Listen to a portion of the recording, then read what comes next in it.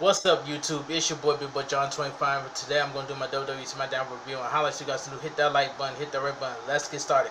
Now, SmackDown started off boring, but two things I really enjoyed: Undertaker tribute and Braun Strowman segment. That was an excellent promo. Excellent segment by Braun Strowman. Anyway, the show opens with a video package about the Undertaker. So the WWE superstars was chanting, "Thank you, Taker." I really like that. They assemble wrestlers around the ringside arena chant for the dead man. We get a montage of Undertaker's debut at Survivor Series 1990.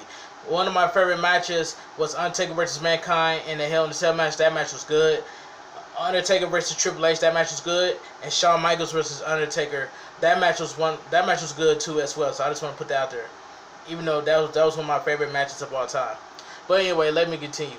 Commentator hypes up a replay of the Boneyard match, and we go to break. I had lots of fun watching the Boneyard match. I had lots of fun AJ Styles versus Undertaker in the Boneyard match. I had lots of fun watching that match. So that's all I gotta say. Um, Back from the commercial, we get a video package of John Cena and Roman Reigns putting the Undertaker over. The promised replay of the Boneyard match between AJ Styles and the Undertaker begins after that. So we'll see y'all when it's done, folks. It turns out it's not a clean replay of the match because we break back in with more superstars putting Undertaker over, throwing the stuff. All right. The Boneyard match wraps up and King Corbin gets the mic. This segment was just terrible by King Baron Corbin. This segment was terrible. He says it was a boneyard because the Undertaker is in an old bag of bones, a shell of what he used to be. He mocks Undertaker's story's 30 years career and says he spent most of that kissing the McMahon's you know what. A 30-year career is impossible, he says, unless you're caught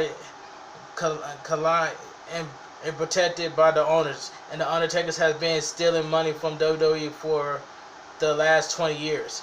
Corbin calls the dead man a selfish son of a you-know-what, who holds superior athletics like him down, and now he gotta send around and hear these legends pay respect to the Undertaker. They chant, "Thank you, Taker." Well, he didn't thank him.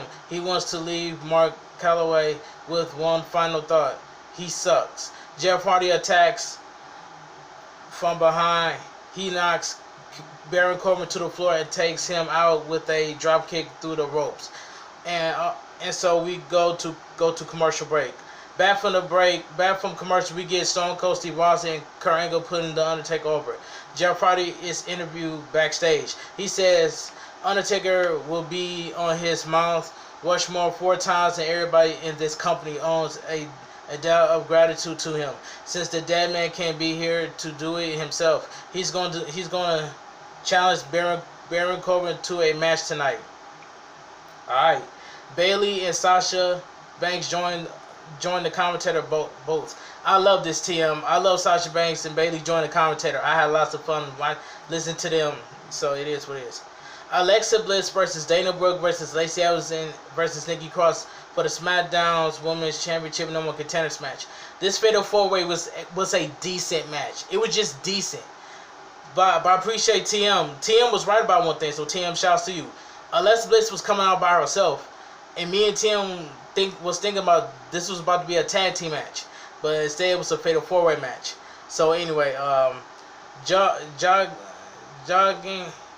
jogging for position for Pine Chaos at the jump. The two are on a tag team to go after the former tag champs. Bliss and Cross hug, but Nikki turns it into a schoolboy pin for 2. They shake hands. Alexa with a slide headlock shot off drop down. Evans trips Bliss up and throws her into the barricade. Double team on Cross, handspring splash. Lacey Evans breaks it up.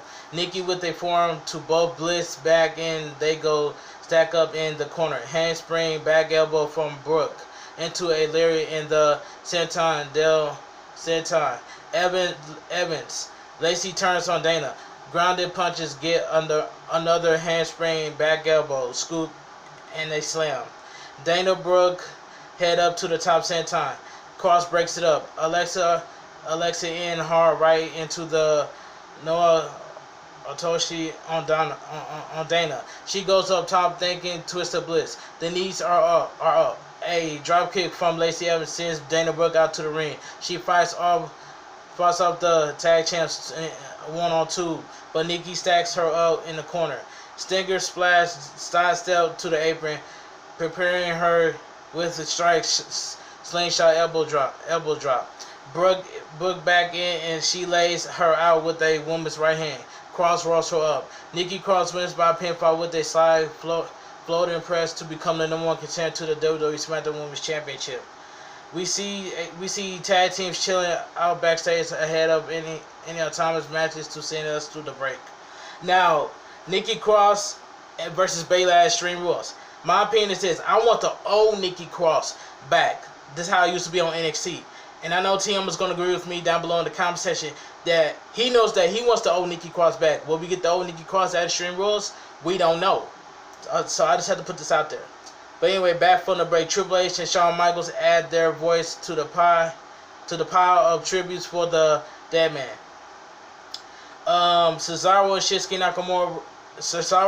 Nakamura, John Morrison and The Miz versus the Lucha House Party, Drew Garen Metallic and Lance Dorado in the New Day, Big E and Kofi Kingston in an 8-man tag team match. This match was just, I was looking forward to this 8-man tag team match. It just got awful.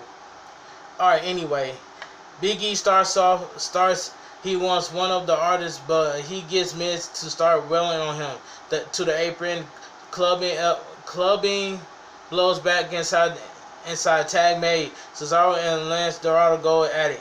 Power versus speed.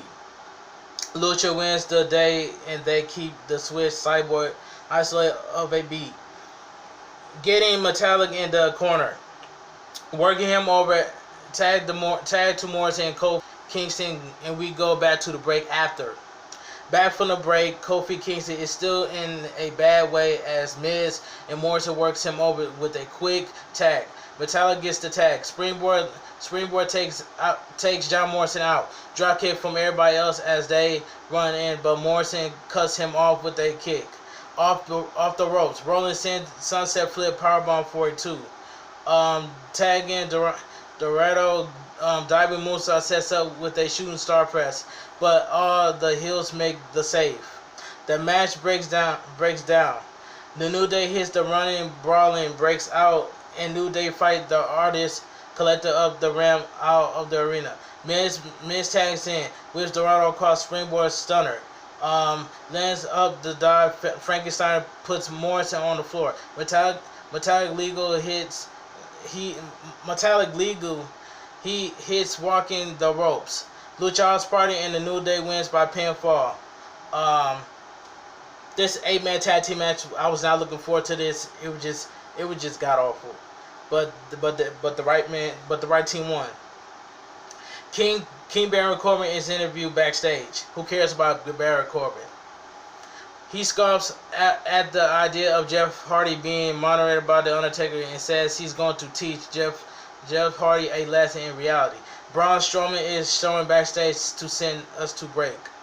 Braun Strowman cut an excellent segment. I agree with him on this one.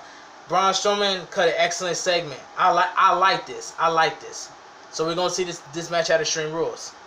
Back from the commercial, Braun Strowman makes his entrance. He gets on the mic and says he wants to tell us about the first time he met Bray Wyatt and felt fear for the first time in his life. The kind of fear makes the hair on the back of your neck stands up. That makes a grown man tremble. He was sitting in the swamp and he saw a water muskin sitter towards Bray's lantern and he wants to stomp it to death. But Bray Wyatt stopped him and told him the snake was his friend. He walked over to the snake and kneeled down. He got face to face with it.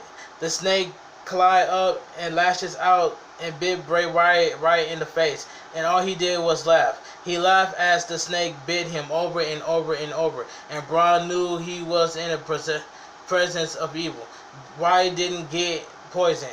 bleed, or even flinch when this snake bit him in the face. All he did was laugh.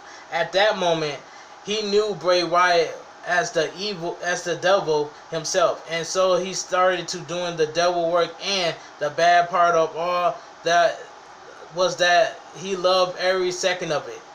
He tried to lock it away deep in his mind, but it caused him to, and he can't go on living like this. He asked Bray if he goes back to the swamp, that miserable hell he caused at home.